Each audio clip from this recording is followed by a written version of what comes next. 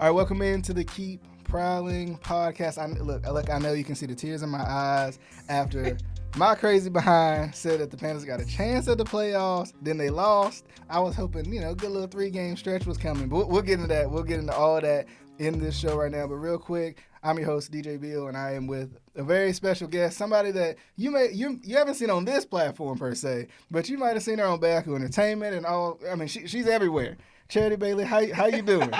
I'm doing well, and I've been enjoying my time back here in Charlotte. Okay. Yeah, so I came back in May to join Bahakel Entertainment, and fresh off of the other show that I was on right this minute that we used to be on ABC Networks, and I just been chilling, staying out the way, and watching all of this football stuff go down. Well, I'm saying go down as in happening, but I don't know, child. The Panthers look like they going down. They going the wrong way and they going in a hurry. It looks like, and I think first off, I do want to let a lot of people to get to know you and who you are, because that's always they get to know me week by week, but the people I have on sometimes, you never know when they'll come back. So let me know, let them know, I should say, who you are, and how you got some sports experience. You've done it all. We might as well say. Yes, I've done a lot. So I am from Sacramento, California, 916 stand up.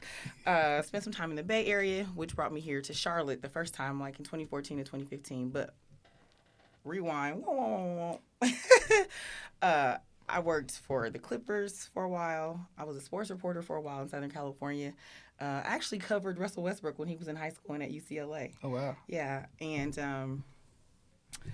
I worked for the Pac-10 for a while. I was like queen intern, seriously. So did all of that, and then I moved over to feature reporting, which is what brought me here to Charlotte. Feature reporting is a lot of fun because you get to go out into the community and learn the ins and outs, and get to know the people. And that's really my thing, is telling people stories, whether it's from a sports perspective or from the things that are going on in the community, culturally, that type of thing. And then after I left here in I done lost track of time. 2015, I joined Right This Minute, and that was a viral video show. Lasted 12 seasons. We had a lot of fun. Still storytelling, but just on the video side of things. And then I came back here to create some shows, to figure out the landscape, to have some fun while I'm doing it, and to talk some sports with you. Okay. He don't know it yet, but I'm about to come back and take over his mic one day. Charlotte just keep bringing you back in. I see. Oh, also I'm a Packers fan. That's not very popular around here, but it's fine. There are a couple of Packers bars though. Is it really? Yeah. I feel like Charlotte has a lot of different team bars. Yes, and I found that out. Well, a lot of cities have that now because so many people.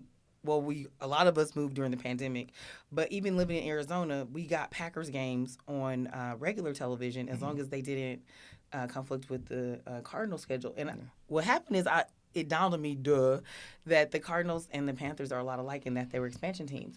So there's a lot of people here from different states because there's a lot of transplants here in Charlotte. Same thing in Phoenix and that surrounding, city. But also, so with Phoenix, they aired Bears games, Vikings games, Steelers games, and Packers games. But that's because there's so many snowbirds originally there. So a lot of people from cold weather cities here. Because I used to get on y'all when I first moved here. I was like, ain't no way. In California, I am the odd woman out, right? Because you have the Niners and the Raiders. And being in the Bay Area, I was just always fighting my homeboys all the time. I seriously used to put them out. I'd be like, get out, because the road to the Super Bowl and the NFC Championship always went through San Francisco and Green Bay. Right. But there was no way that I was going to be the majority. And here I'm like, there's so many people from different teams. And one of my friends pulled me to the side. He's like, yo, I'm a Niners fan, and a lot of people are Cowboys fans and whatever here because we didn't have a team. Steelers fans, yeah. But he was saying we didn't have a team, and he was when he was a little boy, they only played the Niners and the Cowboys on TV. And I was like, okay, I'll give you that. So as I'm telling this story, I know that some people listening or watching are probably like, so how you getting on somebody else for being a fan of a team that's not your hometown? Simple. My daddy was from Mississippi, right? And there is defense first. Yeah. So when I was coming along, he taught me about football from a defensive standpoint. right? And it's like, okay, offense puts points on the board, defense wins championships. And, like, that's it. You knock fire from the end. Insert CTE, okay. But I started watching Reggie White as I was following different defenses and defensive players. And in 92, I was like in 6th grade, he got traded to from the Eagles to the Packers. Okay. And that's all she wrote. Yeah. And so I've been a fan ever since. And so I'm a little bit spoiled. We've only had 2 quarterbacks. I do own stock in the team. Look, see, that's the cool part about the Packers too, because you can't, Yes. you know, as a fan, you can, you know, put your name in the hat, so to speak. Yes. Right? You can Yes. you can feel like you have a piece of the team, which is, you know, one of those things that no other organization does. It's Yeah. cool. Well, that's how they started. The Green Bay Packing Company owned it, and so that is kind of special. The fact that fans and you know, citizens own the team. We need to get rid of this GM because he's getting on my nerves. We need to wipe the whole front office. So can I ask you, just because you're a Packers fan, you've seen Brett Favre through the ups and the downs. You've seen Aaron Rodgers through the ups and the downs. Is Jordan Love that next guy or no? From what you've seen so far. Okay, so here's the thing. First of all, I have to start with I was not an Aaron Rodgers fan, and Aaron Rodgers even went to Cal. Was anybody an Aaron Rodgers fan though? Like, especially when he got drafted by the Packers.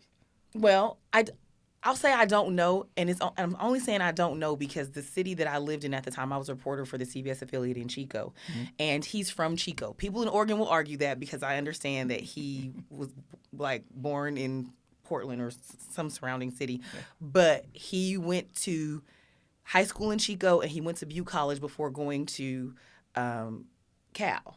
And so California is home for him. Also, when the Niners when he would go play the Niners, it was like, oh. Anyway, I lived in Chico at the time, and in Chico, they would like rip up Brett Favre's jersey and burn it, and I don't like that part of it. I'm like, hey, don't be burning jerseys. Also, you already paid for that. Right. Like, what is it? What's the point? He already got that though. At worst, give it to somebody who needs it. You know? Something. Yeah. Anyway, so I don't think I had a real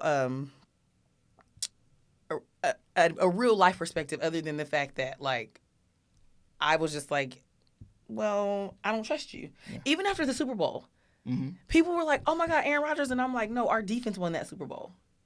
Okay.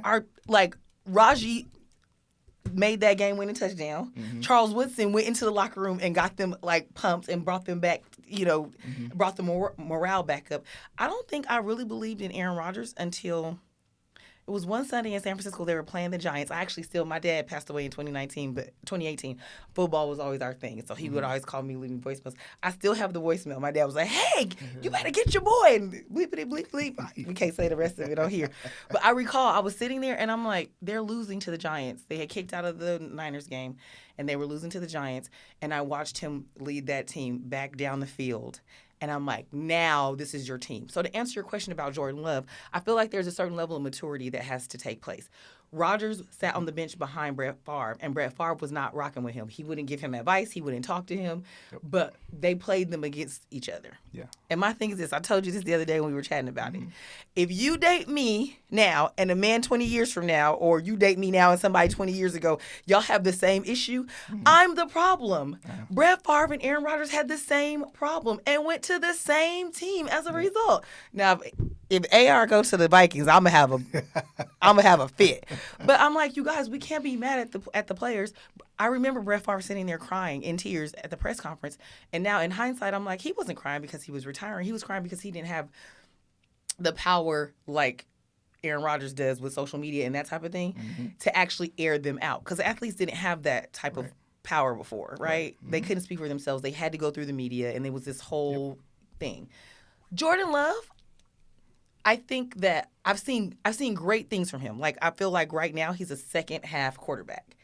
But all of these teams are new to him. Yeah. Aaron Rodgers can only give you so much game, but until you get in the game and feel the game, and you have to remember too, people be on their couches talking all that mad trash, and it's like, this game is faster than college. He has not played in a couple of years, right?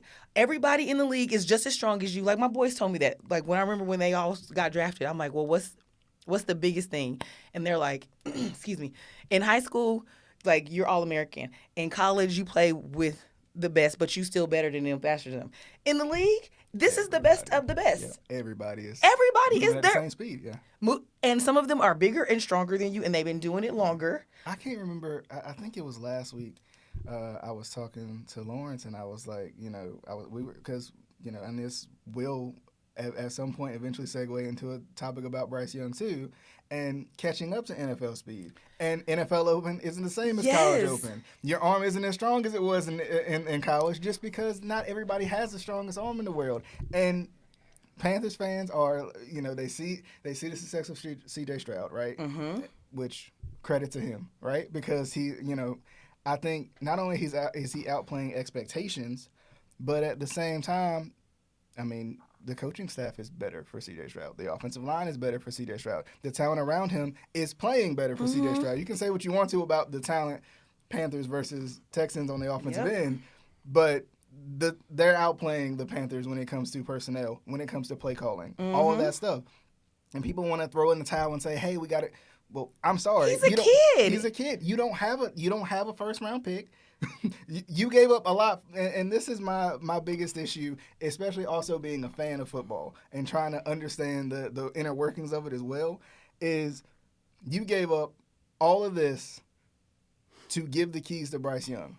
Give him time to learn how to drive. Yeah, and give him the pieces too. Yep. You put him in a stick shift, and he drives automatic. And the other thing is, because some cats I was talking to, they're like, he came from the SEC. And it's true. When you watch the quality of play and the style of play of the SEC versus, and I hate even saying this, but the Pac-12 and some of the other, like, those dudes are bigger, stronger, faster. Like, they're just purebred. It just is what it is. Mm-hmm. But even that, he's still a kid. Again, I remember when my boys went to the league. Again, I'm in my 40s, so this was a long time ago. But they're like, yo, you line up across from Ray Lewis. Yeah. Excuse me. Yep. You're going to get rocked. Yeah. You're 22 years old. Mm-hmm. And if everybody's fat, like, especially now, defensive linemen look like linebackers. Like, that part. You know what I mean? Linebackers look like DBs. Yeah. And still just as strong, if not stronger. Like, it's crazy. Like, look at Myles Garrett. Yeah. This man is rushing the passer? Like, what? What? Yeah. Even the other day, I was like, if I'm Dak Prescott, I'll go in the locker room and I'm throwing my helmet at somebody. He got sacked back-to-back. Do you recall that? He got sacked back-to-back. But the second sack, literally his O-line folded, and they just went whoop, whoop, boom. And just, I'm like, okay, the first one, they did their job. Again, catch just rushed on you too fast. Mm-hmm. You penetrated the line. You hit old boy. Bet. The second time, especially when they played the replay back, I'm like, hold please. For those of you listening, I'm drawing a terrible.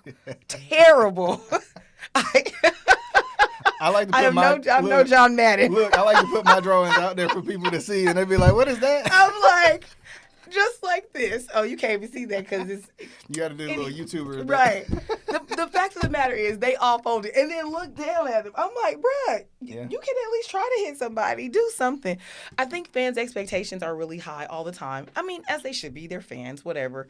But at the same time, you got to take things into consideration. Jordan Love, I think, will be a great quarterback. To your point about Bryce Young, we got to put pieces around him.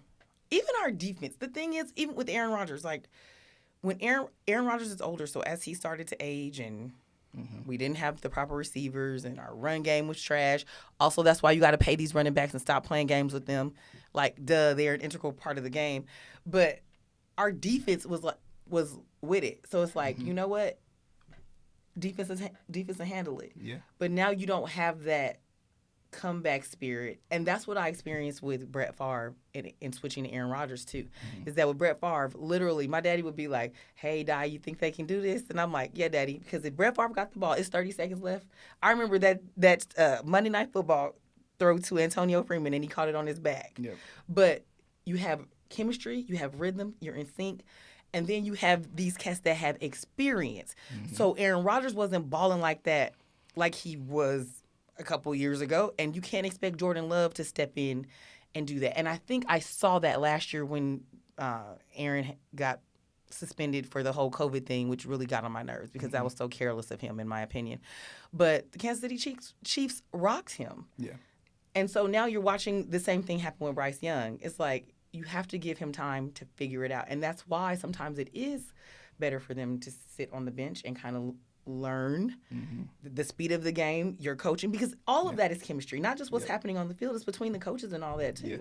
Yeah. And I think too, like because the Panthers are the 6th most sacked team in the league, which is top 10 in sacks given up, right? not in sacks given up.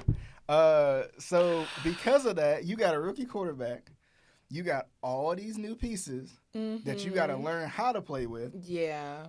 And we talked about the 5 guys in front of him. They're just not doing it. They're like, it all starts with them. Yeah. And I don't know that they're focused on football the way. Okay, put it this way. A couple weeks ago, I was out. I'm about to blast y'all. I don't even care. And I'm like sitting there looking and just watching around because I'm now the old lady in the space going, oh, wow, this is interesting. And the fellow walks up to me. He's like, oh, you know those are the Panthers behind you. Now, mind you, I was like, oh, they're babies. Like in my head, I didn't even think twice about it. And I said, oh, they're 0-6. They just set a new franchise record for the most losses. They need to go home. And my friend was like, oh my gosh, be quiet.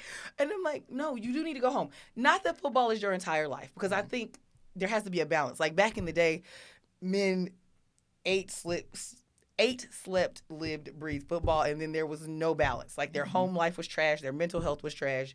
It was like football or bust. Yeah. But now I feel like the work ethic is not there in the same manner, where it's like, even my boys, you're not going to catch them out nowhere 0-6. Yeah. On a night that you created, like, no, and no. And I get it, you're young, you want to be outside, you know, with the ladies and all that. But that's why I say even these new school ladies is different, because I'll be like, honey, you 0-6, I'm not going nowhere with you. You need to go watch a film. Yeah.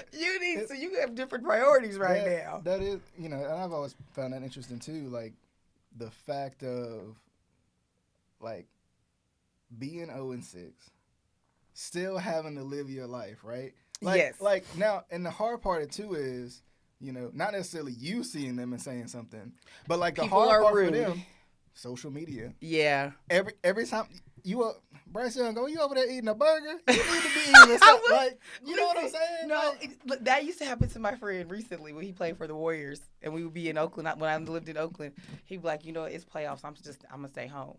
Because people are like, oh, he was out. And it's like, I have a life. We're in playoffs, and we just won. Like, we're on a win streak. But so it doesn't matter. You could be winning. You could be losing. People are going to bother you. They're going to mess with you. Yeah. But to your point, you do have social media, and then people will approach you. See, I'm just not the person that's going to be approaching athletes and stuff. Because, again, that's ignorant. Like, you're a fan, stay in your place. But when it's bad like this, it's like, And it's hard, too, because, you know, you talked about it. You mentioned it without saying the exact words of what I'm going to say, but that instant gratification mindset, right? Like, I mean, as of late, we've seen Patrick Mahomes be successful, it feels like right off the bat. Lamar Jackson be successful, it feels like right off the bat. You know, we've seen But they were the missing pieces in their puzzle. Yeah, and that's true. That's true. These other teams that we're talking about, all the puzzle pieces were missing, and they got like a 15,000-piece puzzle to put together, and it's not going to happen in 16 weeks. And, you know, I hate to say they weren't the number 1 overall pick. When you know, and it's funny because if the Panthers were playing well, I would use it to my advantage. But since they're not, I'm going to use it. I'm going to also use it to my advantage. It's going to be your excuse and not your reason. Look, they traded into the number 1 overall pick. I get that. I understand that. It means they weren't technically the worst team in the league. They were a game away from being in the playoffs, actually hosting a playoff game, as crazy as that sounds. But then when you look back on it, right, they took a step back personnel-wise, picks-wise, to become the number 1 overall pick. Yeah. So the team, talent-wise, became what they were. You are what you are, right? Yeah. You know, and I think we have to be patient, right? And that's a struggle, especially for fans, especially for analysts, especially for everybody. We want it right now. We want you to win right now. Yes, and like you said, I'm guilty. You know, like you said, Aaron Rodgers sat for a year before, or a couple years before, you know, he got his chance to be who, and he wasn't right off the bat, right? I told myself this was going to be a rebuilding season. Like, I literally was like, oh, and then everybody just tries to talk trash to me. I'm like, this is a rebuilding season. Mm-hmm. And then the first couple of games came. First of all, he beat the Bears, and I was like, whew, thank you, Lord. Like, because we cannot have this. And then, oh, gosh, I forget what the next win was, and I just got a glimpse of hope, and then I was like, yes! Yeah. Dee. The game powered off. Yeah. Because we got banged by the Lions, and I was like, but there was glimpses of hope with the Lions, too. Mm-hmm. And so there's always these, like, the Packers won last week. I didn't even watch the game because I figured they was going to lose. I'm like, you lost to the Broncos and you lost to the Raiders. I'm not wasting my time. I went to G-Ho and I slept in on Sunday. I was like, I won't be watching this. And then they won, so I was shocked. But to your point about the instant gratification, we see it everywhere. We live in a very microwavable society. Mm-hmm. Like, everything is fast. Yep. And to your point about social media, it's people take things that take 60 days and condense them down into 2-minute highlight reels, and people are now convinced that it should all happen that quickly with everything. Mm-hmm. Yep. I mean, even in our profession, like, people ask me about my career, and I'm like, honey, I'm 42 years old. I've done this a long time. Right. Like, my ancestors and God have blessed me with this skin and the melanin that runs through it, so I can compete with 20-something-year-olds, but I don't want to be 20-something but again. Yeah. Like, I've learned too much, and the reason I'm good at what I do, and the reason I can move rooms and I can talk about anything and do, because I've done this for almost 20 years. Yeah. But, like, so younger people that come up or people that I mentor, I'm like, listen, you're going to mess up. I just didn't have YouTube. Mm-hmm. Like, if we had YouTube, child, some of my bloopers, I don't know. I might not be back on TV. You know? And that's the thing. Even my boys, when we talk about it, we could party before, and we used to get into so much dirt. We didn't have cameras and Instagram highlights and live video and all of that. We didn't have none of that. And now it's like everything they do is under a microscope. Yep. It needs to be immediate. And if it's not, you're trash. Even on the college level. Yeah. Like, absolutely. Deion and them came out blasted. Yeah. And now they're being humbled because we were looking it up earlier. They won like one game last year. Yeah. So anything, I mean, now they're 4 and something? Like, they still have overall to do what they've been able to do. It's a great season, and they're also a very new team. Yeah, Caleb Williams too. You know, like that they have had leads and blown them, and then it's all on Caleb Williams now. You know, like, you know, when we talk about not only instant gratification, but the pressure of being a number 1 pick, right? Bryce Young has that pressure. You know, Caleb Williams is going to have that pressure when the time comes. So it's like, you know, being a Heisman, like. And now, you mentioned Caleb Williams, poor baby, he can't even cry for real. Yeah. Like, now he all over social media crying. And people in the comments, I need to tell y'all to shut up. Because, first of all, anybody that has had anything big on the line, like that game, losing that game meant no Pac-12 championship game. It means it really put a dent in his, you know, he was a Heisman hopeful. Yeah. Boom, that's gone. And the hundreds of thousands of, if you've ever been in the Coliseum or in any of those stadiums, there's hundreds of thousands of people. The pressure, leading a team, game on the line, you're a young man who has all these eyes on you about everything, and now you add NIL deals to all of it and all of that too. Yeah. Like, there's so much pressure. So yes, he jumped up over that, up over into the stadium and laid in his mama's arms and boo-hooed. Yeah. I have younger cousins and a nephew and all that play football. And I'm going to tell you right now, some kids was throwing water bottles. I said, okay, go ahead and throw water bottles at my baby if you want to. See what happens to you. But the fact of the matter is, like, his mom was holding him, and then she also had the wherewithal to, like, cover his face, which I thought was so sweet. Mm-hmm. But that's her baby, and he gets to cry. Yeah. Like, he had a lot on the line, and he poured his heart and soul into it. I'm like, you people have never put your heart and soul into anything, and it shows. Because if you did, you would know what that feels like, even if you don't know the magnitude of it. And if I'm being a buck, I'm going to hit the corner on you. If more men cried, we wouldn't have the problems that we have today in society. I'm like, everybody got to be tough. You know, everybody got to be tough and hard, and you know, and it's once again, it goes back to the point that we made previously, right?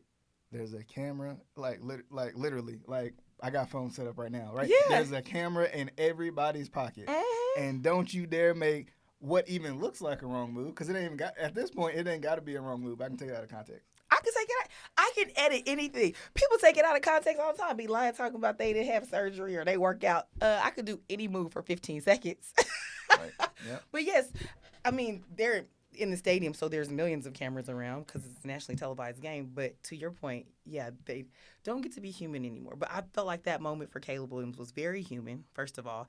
And then on the flip side of the ball, Zion, he played for Washington. His dad had passed away a week before, and he was boohoo crying, laying in his coach's arms. His coach wrapped his arms around him.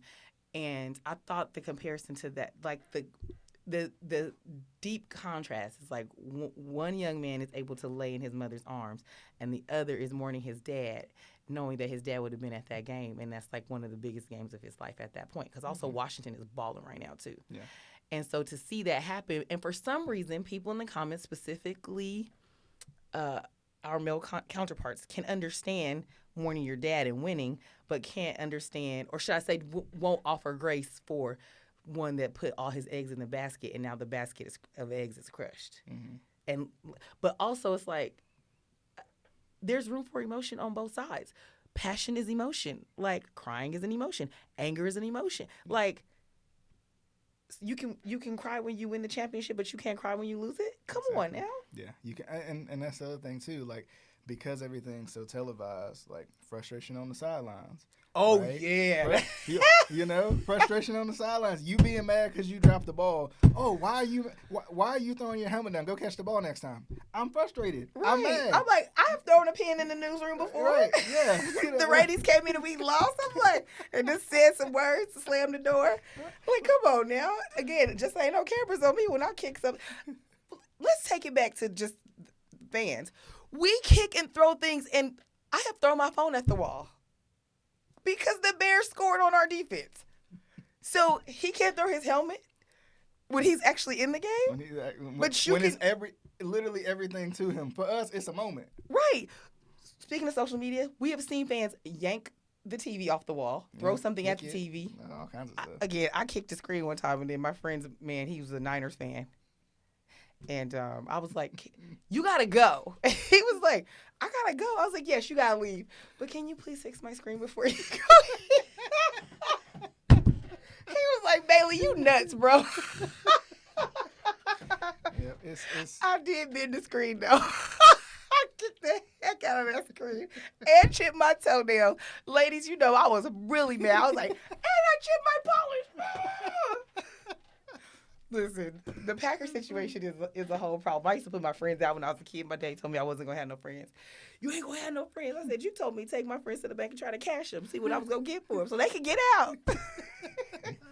So if we get to be nuts at home, we have to offer grace for them on the field.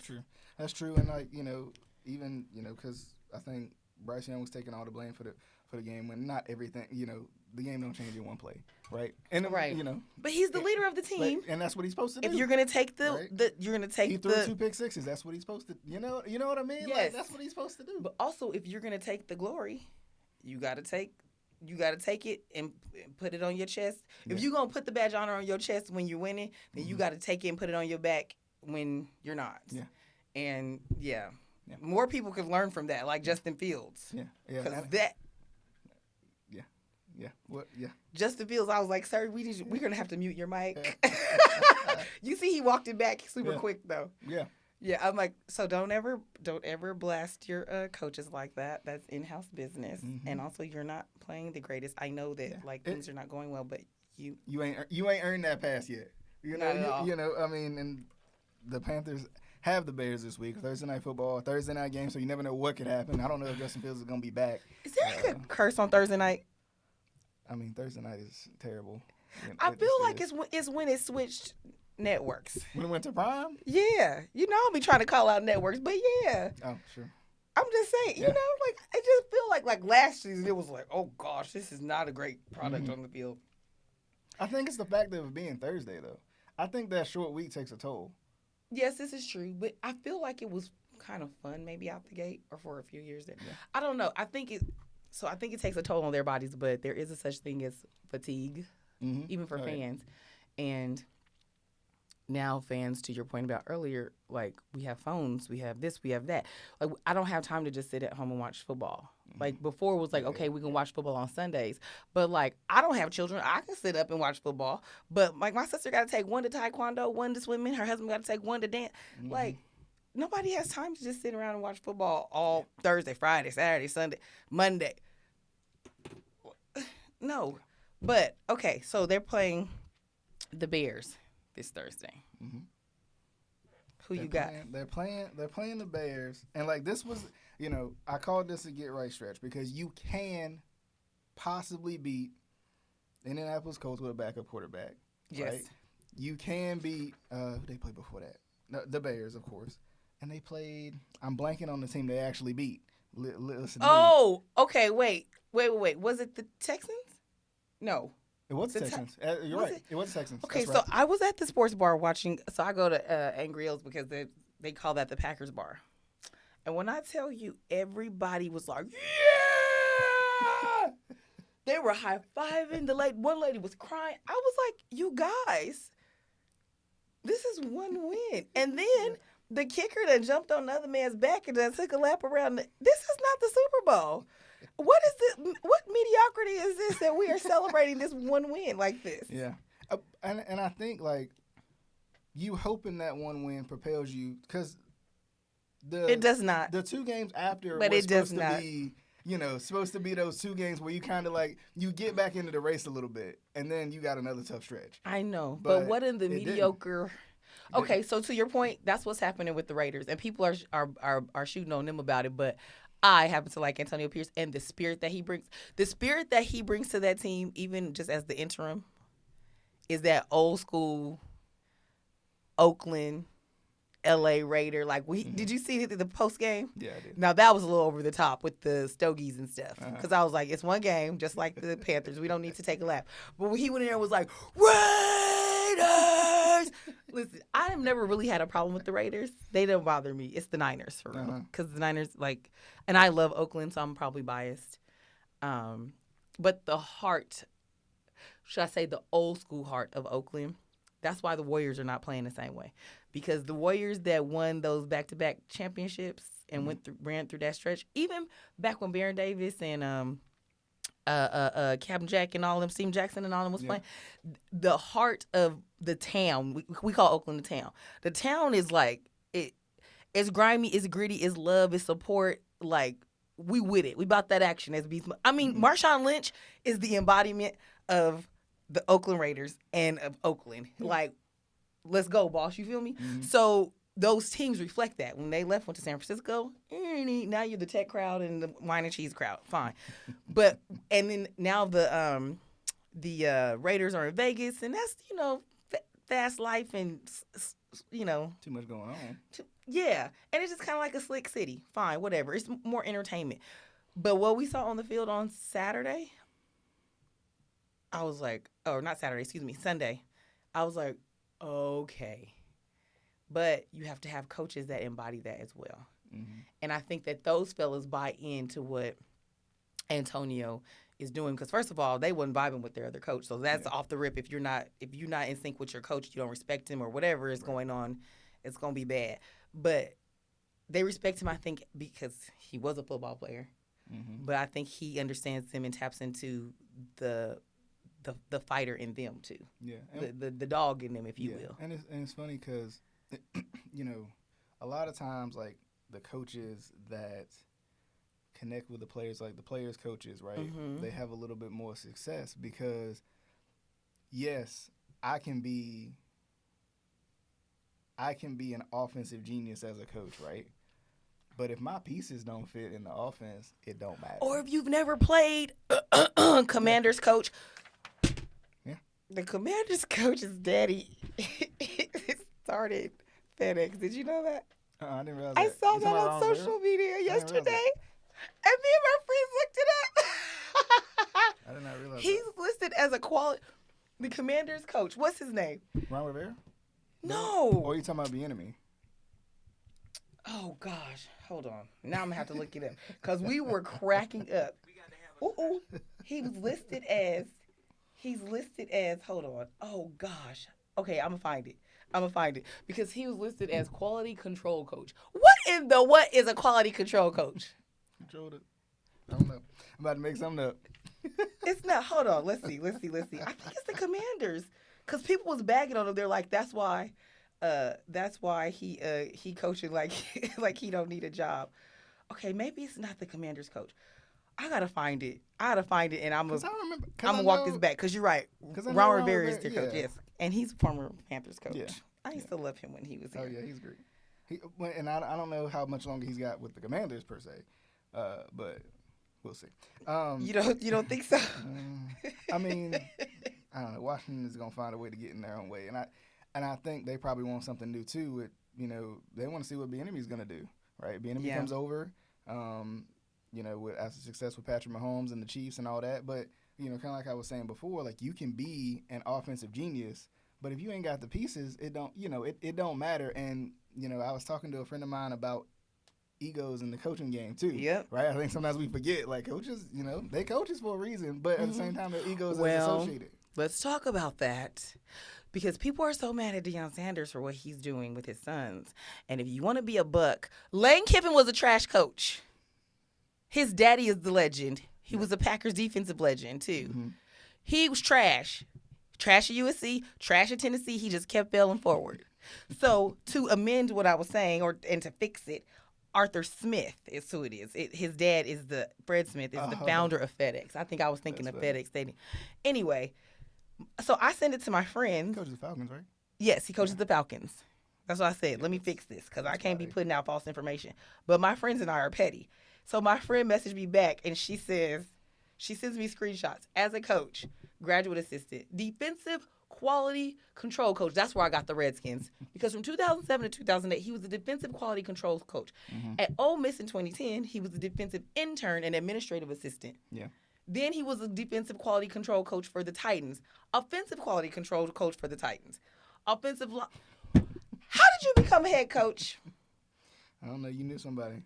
That knows somebody that knows somebody. Yeah. And that's the problem. Half of these cats, they joke that the Dolphins coach be bopping around like he just won the Xbox tournament or whatever. He runs Madden plays because we didn't play football. Yeah. So why is it okay for that's a whole nother rant, and I know why. But that's the whole thing. Mm-hmm. The fact of the matter is this: they respond to Antonio differently, and to your point, other coaches who have played or at least have some skin in the game for a long time. Yeah. Because they understand it not only as a man, but as a player. Yeah. And okay, to bring it home, in our business, we hire consultants. These consultants ain't been on TV a day in their life. What are you telling me aside from you telling me the same thing that a person on the freaking couch is telling me? Mm-hmm. Now, when I'm giving advice to somebody, I've been in situations. Right. I've been in breaking news. I've been in championships. I've covered all kinds of things. Mm-hmm. So I'm telling you from experience. Yeah. Nobody can tell you how to break breaking news. Mm-hmm. You fumble, bumble, you freak out. Like my first breaking news, like big breaking news, there was SWAT teams walking behind me because there was a shooting in the band room at a high school. Yeah. Nobody can tell you how to prepare for that, especially when it's your first time. Right. Yeah, absolutely. Nobody can prepare you for a coach or a politician that chops your head off in the press conference. Mm-hmm. But once it happens, it ain't going to happen again, and you know how to respond. Yep. So some consultant telling me how I should have handled that when they've never had a Pete Carroll. Pete Carroll didn't chop my head off. He was always so cool. Like, Pete Carroll's cool. But when I used to cover sidelines for SC, like, it's crazy. And it can get real competitive. Mm-hmm. And some coaches will chop your head off when you ask the wrong question or what's considered a stupid question. And back then, they didn't always think that ladies should be in the locker room like that, too. It was like a whole thing. So the way you conduct yourself. So can't nobody tell me, a consultant who's never been there and done that, they can tell me, but how much I'm going to listen to it and actually buy into it? Right. No. You got to have that connection in some way. And even, Mike McDonald, I think, is a little bit different because at least with Mike McDonald, he still tries to connect to his players. He might be a big nerd by trade, but, he's still talking to Tua, talking about how, Alabama ain't that good or something. He's still got that relationship with the players. And I think sometimes, like, I'm an offensive genius, right? I know I can run this scheme that works. But if I ain't running the scheme that's tailored to specifically my quarterback and specifically the talent that's around him, then I can be an offensive genius all I want to, but I ain't using my genius right. Well, that's what happened with Pete Carroll in that Super Bowl. Marshawn Lynch talked about it a couple of weeks ago on Club Shay Shay Child. He aired it out. Yeah. I was like, oh, because he is a defensive genius, and you have beast mode right here on the line. Like, are you kidding me? That everybody was like, wait, we're okay, guess we're throwing. Cool. And he talked about the fact that it was mostly because they wanted the ball in Russell Wilson's hand. So did you want to win or did you want to prop up somebody else's ego over the team? Right. And you see what happens when you do that. Yeah. And so now your genius failed you because you didn't go with your genius. And he's another one. Like, he just has enough skin in the game and enough experience to where people respect him and his coaches respect him. But some of these other cats, they just like, their teams don't respect them, and it shows on the field. And there's a couple coaches out there that's been on teams for a while, and their teams don't respect them. Well, but they don't have relationship either. You know what I mean? They know some people who know some people. They neighbors with the right people. I ain't gonna say them. Yeah, but also relationship. You have to get to know. That's what teams are about. It doesn't matter if it's in corporate, Little League, the NFL. When you're building a team and when you're the leader of a team, you have to build relationships with your players, with the people that you're leading. And leadership is servanthood first and foremost. So even quarterbacks, they'll tell you the best quarterbacks have great O-lines and they have great relationships with their O-lines. And yeah, they buy them gifts and stuff, but they know their families. They like, why should I protect you and you don't even care about me for real? Right. I'm going to do my job. But, like, I mean, football, you put your life on the line, for real. Absolutely. But, like, some O-lines, especially, like, old school O-lines, they're like, if you touch him, I failed. If you touch him. And you better not touch him after the whistle. We gonna scrap. We gonna scrap for real. I'm begging on you, bro. Like, but it's because they had those relationships. And that's the thing with Aaron, too. When Aaron Rodgers, I used to watch, I'm like, when Aaron Rodgers is having fun, everything is clicking. Yep. He discount double checking back in the day. You know, his O-line is like, he's like, I see you, baby. Yeah. He patting him on the back, on the booty and stuff. Yeah. And they like, yeah. You know, you see these big old men turn into like little puppy dogs. Yeah. And he's like, yeah, thank you. And they're like, I got you. Because you've built a relationship.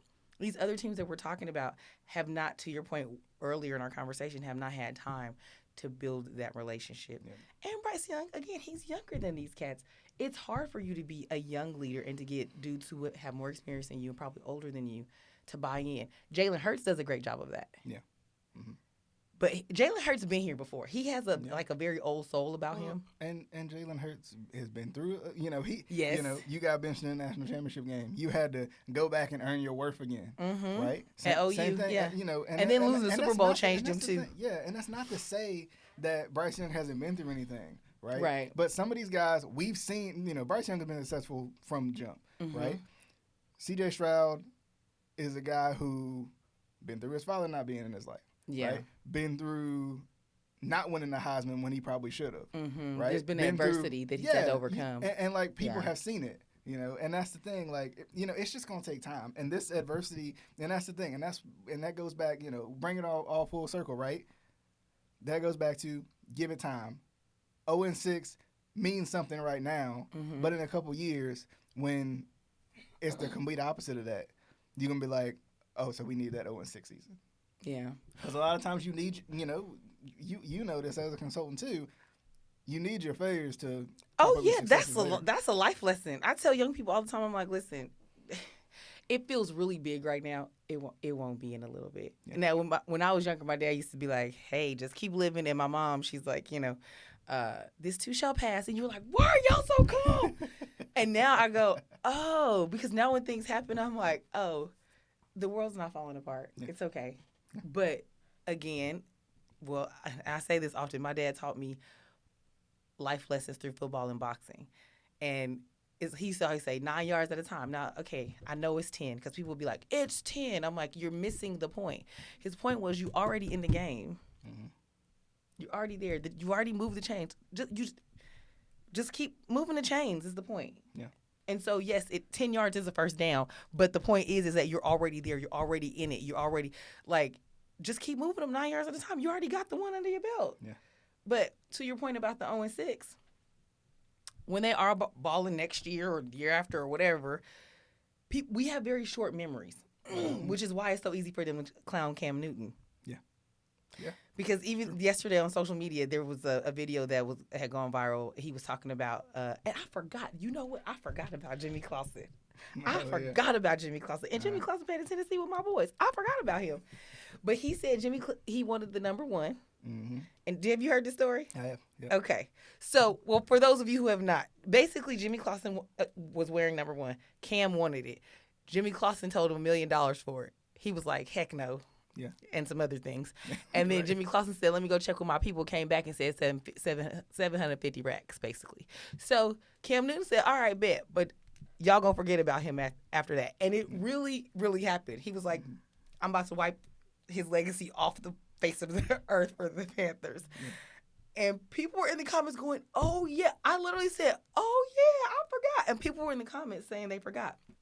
But we forget that Cam was a Heisman Trophy when he won the – wait, did he win the Heisman? He did. And he won the national title. National championship. And MVP. Went to a Super Bowl. A lot of quarterbacks can't say that. I'm sorry. Right. And then he lost the Super Bowl. Quarterbacks can say. They lost. No, it's true. You know? Look, he's triggered. Look, Cam, that's my guy. Cam was my guy. Yeah, and they be trying to play Cam. Still, and they still be trying to play Cam for coming on the teams to help a team in the middle of the season. But how you gonna learn the offense in the middle of the season and be successful? But also when he's helped. He did his job. Yeah. And that's the other thing. But Carson Wentz getting job after job after Listen, job. come on. Job. There's something else to that. That's a whole other story. Also, Cam transferred schools too, didn't he? Mm-hmm. Yeah. Because I think he played at not HBCU, but a community college. Yes. Just to get kind of his cred back up so he could. They done put his daddy out the stadium and all of that. I'm like, but again, adversity. He's faced a lot of adversity. He was in Florida too, I think. Wasn't he? Didn't he start at Florida? I think he started at Florida behind Tebow. Yep. So, but it's the whole thing, and the thing is too, you just have to look at the full picture, and we get the snapshots. Mm-hmm. Look, we talked. It's funny. I don't know who I was talking to about it, but it was a couple weeks. I was like, y'all remember, Cam came out with the hats and the scarves and the fashion and all this, and people was calling him auntie. Good, calling him auntie. Saying he used to wear sweaters like mine. Right? They was calling him out. Everybody wearing them now. Oh yeah. All them players coming out. Oh, they hired fashion consultants to go to London and da da da da. Mm-hmm. I'm like, if y'all don't get out of here and stuff, Cam still be a little bit wild with his outfits, but also Cam's a troll. Right. And I'm like, I've decided that he learned quickly that y'all like to mess with him, but the joke's on you. He's a troll, so he's like, oh, you thought that was something? Watch this. Right. Because even now he has his podcast. Yeah. And he dresses like that. And you're just like, okay, whatever. But he talks big. He can back it up. This version of Cam with the hair is not my favorite, but that is a handsome specimen of a man. Let's be clear. That man, good God. And the confidence. That's probably why he got so many doggone kids. He got the confidence, too. It's funny. He had a podcast about relationships or something. I didn't get to watch all of it, but I saw I don't know that I'm taking relationship advice from Cam Newton. Right. It was funny. Him and his baby mamas. Yeah. It was funny. I can't remember what he was saying, but it was just funny to listen to him talk about it, stuff like that. But. Yeah. Well, because listen, he's a man of the people. He also talks about the fact that, I think is his name Little Scrappy, Young Scrappy? I can't keep up with these little and youngs and whatever, but the Scrappy from back in the day that's on the Atlanta Love and Hip Hop or something. He was on his show recently. Okay, yeah. And he was like, why you never play for Atlanta, bro? Because I also forget that Cam is from Atlanta or from that area. He said Arthur Blank wasn't messing with him, and they said Michael Vick messed it up for all the black quarterbacks. It was funny. I watched that one too. Yeah. I said I just see snippets. I can't watch the whole thing. Well, yeah, because it was a short. Yeah, but it was so funny, and I'm like, you know what? I never thought about that. He might. They messed it up real quick. But they were neighbors or something. Oh yeah. That's right. Yeah, him and Arthur were like neighbors. Yeah, I'm like, Cam spilling all the tea, child. I'm here for it. I would have just Look, knocked on his door. Hey, bro, are you gonna give me a contract or not? Come on, now. We talked about the we talked about the kind of players having the voices now. That's one.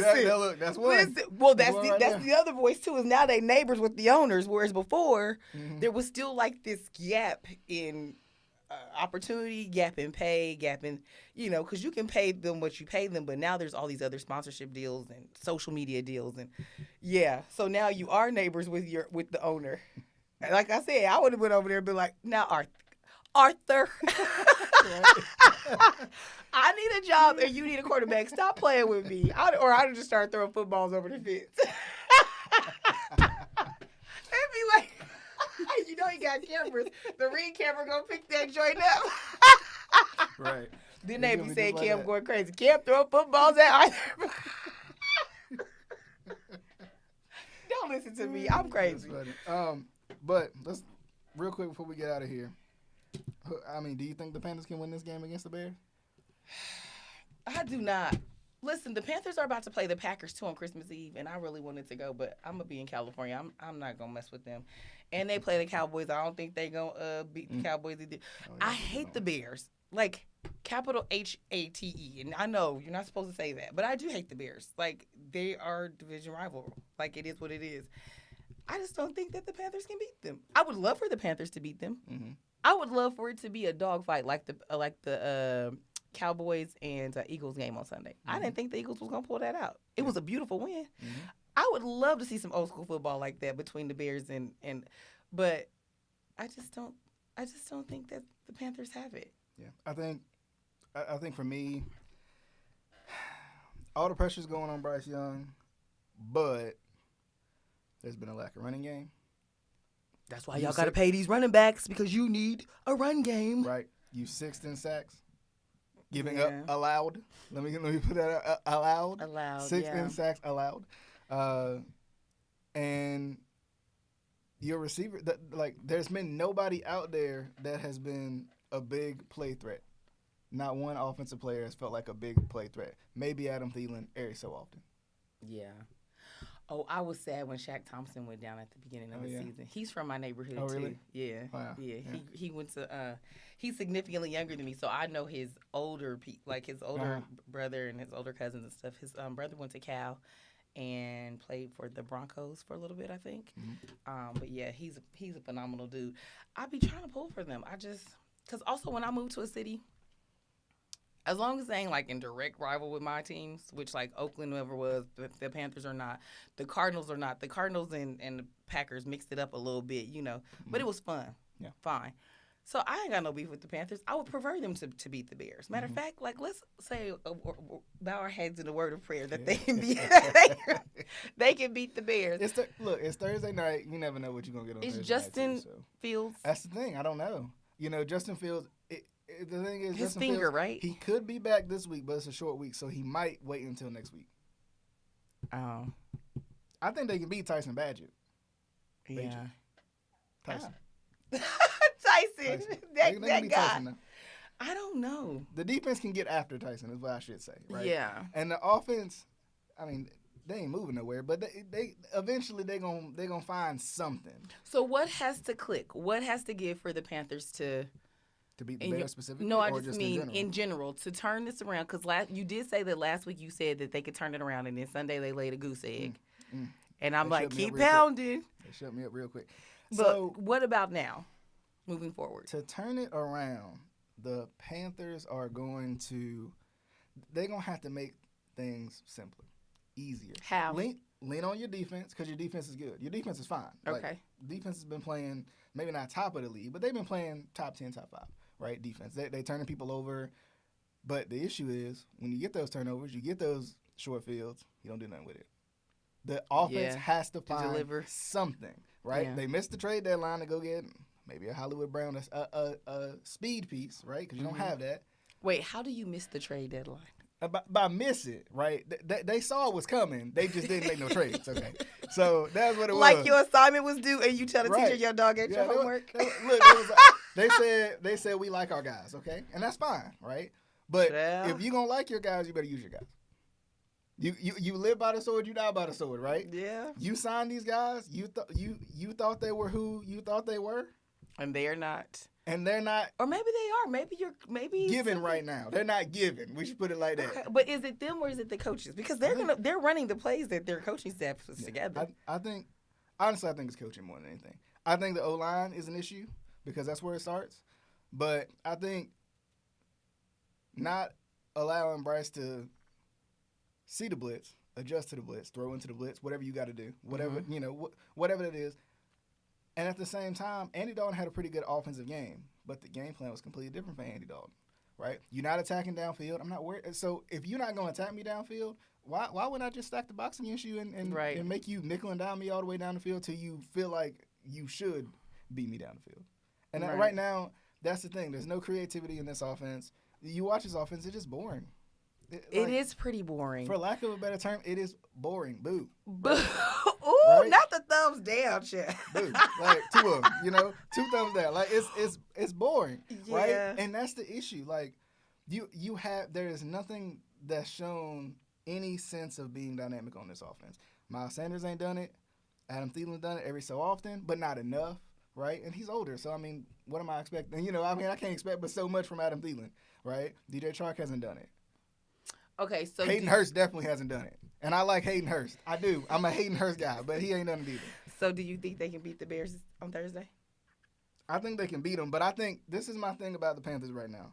The Panthers are going to have to completely change how they play, and they're going to have to figure out how to nickel and dime people down the field, and they're going to have to figure out by hook or by crook. I say this a lot. By hook or by crook, by any means necessary. They're going to have to steal some games. They're going to have to steal some. Okay, so while you're talking about stealing, that's what I'm pulling up. Because here's the schedule. Here's the thing about it, right?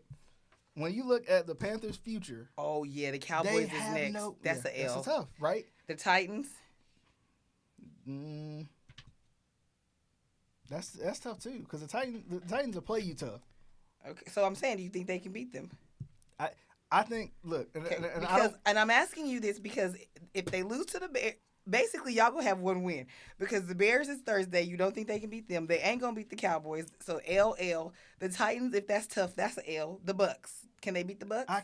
My issue is I don't think they can beat score. the Bucks. They can't score with nobody. They can beat anybody in the NFC South because they're terrible. The NFC South, the whole NFC South. I know, but if terrible meets terrible, then like who's the least terrible? Is that what we going for? That's a bad place to be in. It is. Because somebody said that to me about the Packers yesterday. They said, "Oh, well, they're better than the Panthers." I said, "The Panthers are this when they were like 0-6." I said, "The Panthers are 0-6." You want me to compare my Packers to the Panthers? Oh, I'm going to compare you to one of the worst teams in the league.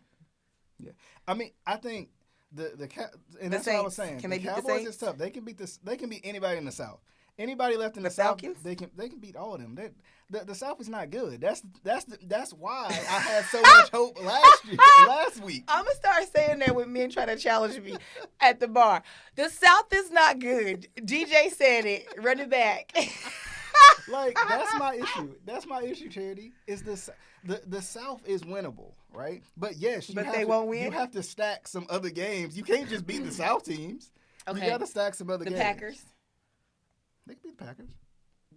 No offense. No, I'm not offended. Because matter of fact, But this is the first time. You got to steal a couple games. You're going to have to steal some stuff. Well, no, it won't even be a steal. This is the first time, actually, since I lived here last time, 2014. So, like the last 10 years, where I've been like, oh, the Panthers might actually beat the Packers. Like, I always come into those games expecting either even when Cam was here, I was like, okay, our defense going to have to run up on him. Because, Cam was with it. Mm-hmm. Like, he could throw the ball, he can run the ball, he gonna hit you. Like, Cam is basically a tight end, a D, and all of that in one. Like, a linebacker with an arm, basically. Yeah. So I used to be like, okay, defense, is everybody healthy? But now I'm like, okay, I don't think we got that. Okay, the Jaguars, they're not winning that. You think they can beat Jacksonville? No. It's the issue is. Wait a minute. This team right now, you think they can beat Jacksonville on New Year's Eve? That's the issue. This team right now is struggling to beat anybody. They're struggling to beat the worst offenses in the league. That's my struggle. So right basically, now. You said you got a team that's going to go down as winning one game only. Okay, not one game. Well, they can beat the rest of the South, right? They can split those games that they early on they had against the South, right? But the Saints ain't gonna play with them. I think the Saints is gonna beat them. I know they're not, but The Saints are one the big Packers play. beat them, but that's not saying much these days. That's true. That's true. But like The first half, though, the Packers was not beating them. That's why I said I'm learning Okay. that Jordan Love. I'll be calling him Baby Love. I'm like, look at Baby Love coming. You gotta come back for the second half. I think it's hard because when you look at the rest of the schedule, there's some tough teams in there, and that's why I was saying that's why this 3-game stretch was so big, right? Including the win that they did get. That's why it was so big because you have some tough games. You got the Cowboys, you got the Jaguars. Those aren't cakewalks by any means. I mean, if the rest of the South plays down to what they are, right, and doesn't steal a couple games themselves, you got a chance to sneak in through the South route, right? Okay, Because I'll give somebody, you that. because somebody got to win this division. As bad as rough as it is, somebody got to win this division. And previous to last week, the Panthers were 2 or 3 games away from first place in that division. As bad as it is. Well, listen, the motto is keep pounding. They gonna have to keep. They gonna have to dig in for real and that's keep the thing. pounding. That's the thing. Going back to it, with the Panthers' future, I think at this point, throw everything at the wall that you can, right? Try everything. You have nothing to lose. Why? Here's the thing. You have nothing to lose. Do it Why? to something sticks. Chicago got your number 1 overall pick if you get it. Chicago is like In your second round, I think. I'm just annoyed with them. I'm always annoyed with them, but we typically are like banging on them, so it's easier to just like brush them off. And the Lions. Typically, I'm like, ha ha. And now the Lions are like topping our division. So annoying. This is just trash. Like, let's just basura. It's trash. We just go ahead and go to next season. We just skip ahead. No, I have to endure this, and I'm still gonna like lose my voice and have a fit. Like I literally was at the sports bar watching as I was laughing at the Panthers fans. I was like, "We can't catch a cold," and I go by myself, so I know people, there was other Packers fans there, and they're like, "You're so right." I'm like, also Jordan Love is doing his job.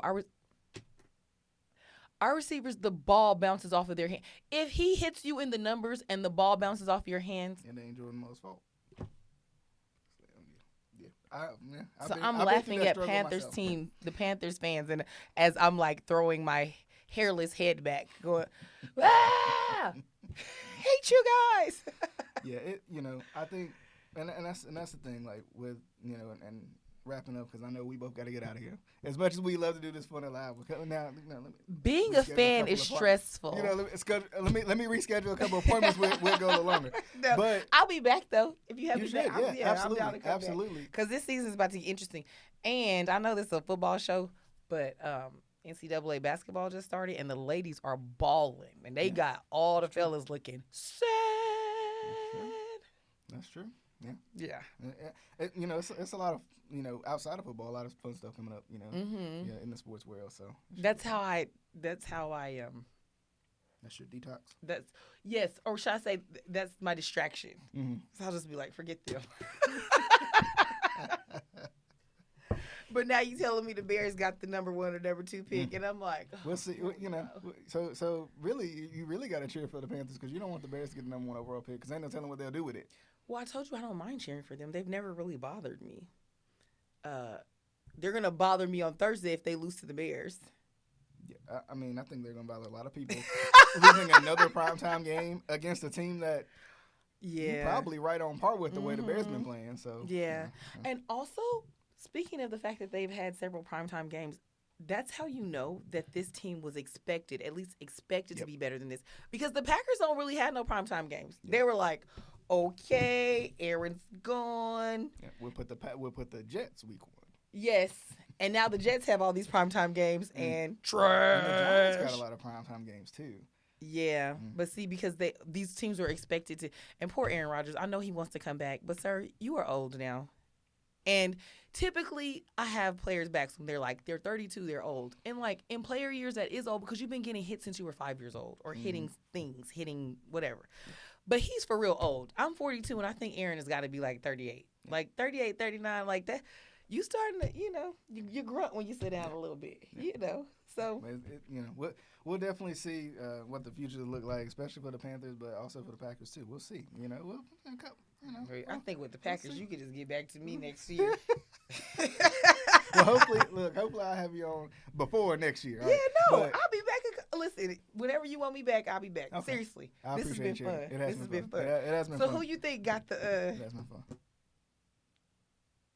Who you picking for the other teams Like next week? You talking about the rest of the schedule? Oh gosh, we're paying Pittsburgh this. Oh, gosh. Yeah. Green Bay gonna beat Pittsburgh. I don't think so. Pittsburgh offense ain't it. It's just their defense is so darn good. They When your defense is so darn good and our offense can't catch a cold. That's true. So I mean, I'm going Green Bay.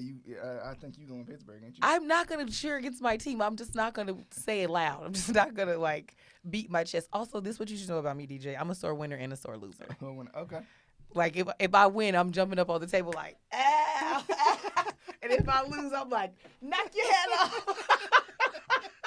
DJ, we should go watch football together. You'll be like, I'm out of here. We should. This woman is nuts. I will. I've literally thrown a man's hat across. My boys be like, Bailey, you gonna get us in a fight. I'm like, man, don't fight me. They think you're funny. Because I be like, you know what? Boop. And if you ever had anybody tap your hat, you just be like, oh, okay. All right, since you picking the Pittsburgh Steelers, you picking the Packers. I'm going to pick the Packers, I guess, Chad. Okay. I was going to say I'm going to bet you a coffee, but I don't want to bet against my team. Okay. I just don't think we're going to win. Indianapolis, so the Germany game, Indianapolis at New England. I think Indianapolis wins this game. New England is terrible. They are. I never thought I'd see Talk about the mighty fallen. Led team look like that. Yeah, I was like, you might get fired, Bill. Yeah. You might just want to quit. For just bow out. Mac Jones for so long. Because that's the issue, right? That's the issue right there. I know. That's the issue right there. I think Cincy got this one. Okay. Cincy, Houston, I think it's Cincy. Yeah, I think Houston got it. I think Houston is outplaying their expectations, and Cincy is good, but they're gonna give up a couple games here and there, and this is just one of those where like Houston's got a good enough offense to keep up with Cincy, especially if their defense can play well. So I'm going Houston on that one. New Orleans at Minnesota, the Josh Dobbs experience I think continues on this one. Minnesota. Ladies and gentlemen, I hate to pick Minnesota because they're like the Vikings, like the Bears for me, but I'm gonna pick them. I'm going to stand beside them, Chad, because I think they're going to beat New Orleans. So my friends that just got married in May, he's from New Orleans and she's from Minnesota. They're a house divided this week.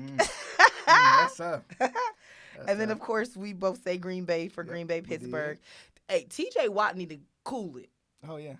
Like, I get adrenaline and be in beast mode and all that, but you go, like, that was like CTE in the making. Oh, yeah. And I'm surprised he didn't get a penalty for that, too. Yeah. But that's I know they be letting the adrenaline flow. I think, especially in Pittsburgh. But anyway, Tennessee at Tampa Bay. I think Tennessee wins this game. Tampa Bay is so on and off again, but I think with Tennessee, Will Levis can at least control the game as he's continued to learn himself. And then you got Derrick Henry. You just lean on that. All right. And let it be. You're right. Okay. I'll go with that. I hate the Niners, so I'm just going to go with Jacksonville anyway. Even though I think Jacksonville can legitimately beat them, I'm just a hater. That's one thing I will go on the record and say. Them and the Lakers, I'm a hater. Yeah. I don't care who's playing them. I'm cheering for the other team. And you know what's funny? Jacksonville is one of those teams that I feel like sometimes plays down the competition. Yes. Right? And that's why that Panthers game later on in the season, they might come out and do that. It just depends on if the Panthers cannot play down. You got to play your game. You got to, but whatever. For whatever reason, they do that. I think San Francisco finally bounces back. They've looked rough the last couple weeks. They got the bye week. They can at least bounce back against Jacksonville. Okay. So. Cleveland, Baltimore. That's gonna be a good game. It's gonna be a good game. I'm always rocking with Lamar Jackson. Now I'm gonna go to the non-sports fans and just go on a limb and say the girly side of me. That's about to be an ugly game though. Like I hate those games on TV. I don't mean ugly on the field. I mean ugly with the colors. Oh, yeah. Yeah. I'm like, I hate watching this. This is ugly colors. This color scheme and that one together is just ugly. No. But it's gonna be a beautiful matchup. But the sight of it, yeah. Unless let's make a call and have the Ravens wear white, then it'll break that up. The all white, yeah. But I'm still rocking with Lamar Jackson, even though I don't put nothing past Cleveland. Cleveland, you can tell Cleveland's a whole different team than they've been the last couple of years because Cleveland lost their quarterback and they still found they lost their quarterback and their running back. Yeah. And they found ways to win. Deshaun Watson is back, but Cleveland, I think, honestly, this is just my opinion. I think Cleveland is facing an entirely different defense than they faced the first time they played Baltimore this season. It's true.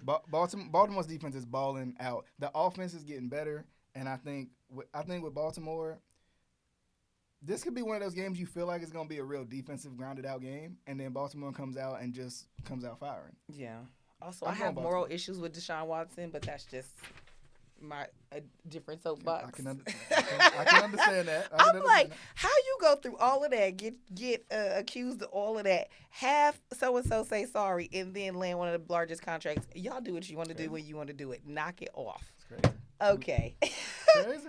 Atlanta, Arizona. I'm rocking with Arizona because that's my second home at this point. That's the hard part about it. I don't think Atlanta's that great, but then I wonder about Arizona post Josh Dobbs. I know this is an emotional pick. Yeah. I'm not saying that because I think this Arizona Cardinals team is not a good team. Mm-hmm. And it does not match up is to Kyler the Murray team. coming back this week? I have no idea. Is he right to come back? That's the thing. Too. But because Arizona's home now, or one of my homes now, I'm going to choose them. I'm going Atlanta. You can go to Atlanta. I'm going. You be that. What's that hashtag that was trending? The random man in Atlanta. I'm going with Atlanta. I'm not going to Atlanta. Not DJ finna be the hashtag random man in Atlanta, ladies and gentlemen. Detroit at the Chargers. You know what? Detroit can beep. Whoa. This one's tough because the Chargers look like they're getting back into the rhythm, but so did the Bengals and all these other teams. And Detroit, they had that tough loss against the Ravens, but they bounced back last week. I refuse to choose them. I'm going Detroit. They're gonna win, but I just refuse to choose them. I just will not go on record as choosing them because I'm really sour about them right now. Like you can see it all over. I'm like really sour that the Lions are so good this season. They're annoying. Okay. Oh, the Packers just beat the Rams. I didn't think that we were going to beat them. That's who we beat. The Rams have been one of the biggest disappointments, I feel like. I understand, but when you're also a disappointment. I wasn't discrediting. I was just saying all that talent they got. You're a disappointment. This is just disappointment central. Disappointment Boulevard. On the corner of trash and disappointment. Like, come on. The Giants and the Cowboys? I'm going with the Cowboys. Yeah, there's no way the Giants win this game. The Giants have crushed all my faith in them that I've ever had. So I know, but also the Cowboys O-line better get it together. Like I'm telling you, if I was Dak, I would have threw something at them. I was like, oh gosh, come on, people. Seattle, Washington. That's funny. I was like, huh? I don't know. Seattle's winning this game. Washington is. Here's the thing. Washington is so-so, but then they gave the Eagles a run for their money a couple weeks ago. But that's in division. Like, it's always going to be like that. So they just show up when they want to? When they want to. All right, I'll go with you then. We'll say Seattle. Seattle. And, home too. Oh, the Raiders are absolutely banging the Jets. They better. They got this new energy, new coach. I'm so sad every time I see Devontae Adams. I knew that Aaron Rodgers was gone when Devontae Adams went to the Raiders. Yeah. I told my friends, I was like, AR ain't staying there past next season. Mm-hmm. And they're like, why do you think that? Because you've sent all of his pieces away, and this is the last piece. Yep, that's true. He's out of here. The New York Jets, you said Vegas at the Raiders. I'll go Raiders again. I think the Raiders can keep it going. I don't think they're good, but I think they'll just ride the wave. Well, they can beat the Jets. They can, yeah. That's exactly. My point. Is that they have this new energy, but like the Jets are trash. Yeah, that's true. Like unless they keep saying, well, Aaron Rodgers is on the sideline giving them moral support. Speaking of, another Sunday night game for the Jets. Huh? Another Sunday night game for the Jets. Another primetime game. See? At least I get to see home people. The Jets have a thick TV schedule. There is a certain point in the season where they start to just move games around, though, for the TV. And I don't know why they didn't start that like week one. They probably after Aaron went down, they should have just been should have amended the rules. Somebody should have been like, "Hello, yeah, we about to change this ASAP. Right. Get on it, cause what's his name, Wentz, poor baby." Oh yeah. Monday Night Football, last one. Then we getting out of here. We promise this time. The Denver Broncos at the Buffalo Bills. this is one of those weird games Denver would come out and win. You know, Denver is Right, terrible. like how they came to play the Packers and won. And the Chiefs. And the Chiefs. So I feel like at this point, Denver. I'm just going to say it. But think it's Denver? I'm going to say Denver. I think the Bills should win, but I think based on what you're saying, Denver will win. And I think Russell Wilson is just at his cave at this point going, I'm just going to trash everybody else this season because we're not going to win. So we may as well just make everybody else's life miserable. You know, I just leave it at this. Broncos country, let's ride. You know? I'm just saying. Are you a Broncos fan? No, absolutely not. So why are you saying let's ride? That's what he says. So that's what he's. Yeah, but he said that, but he ain't riding. Yeah, he ain't driving. You want me to get in the car, ride and die my foot? Let me out the car, Chad. But this particular game, I think they do. But Charity, as always, you know, this will be fun. We need to do it again. We can do it again whenever you want to. Look, I'm penciling you in already. Yeah, I already did. I already did it. It's a real pen, I promise. It's a real pen. Maybe by then my team will have won something. So annoying. But I definitely appreciate it. Once again, the Keep Prowling podcast is on all major podcasting platforms. So be sure to put all the Bahakel Sports podcasts. Just put them in one. You have a good old day, good old time. But I definitely, I appreciate it one more time. I just appreciate you. I had so much fun. It was fun. fun. It was so much fun. Sports. But we'll see you guys on the next episode of the Keep Prowling podcast. Bye.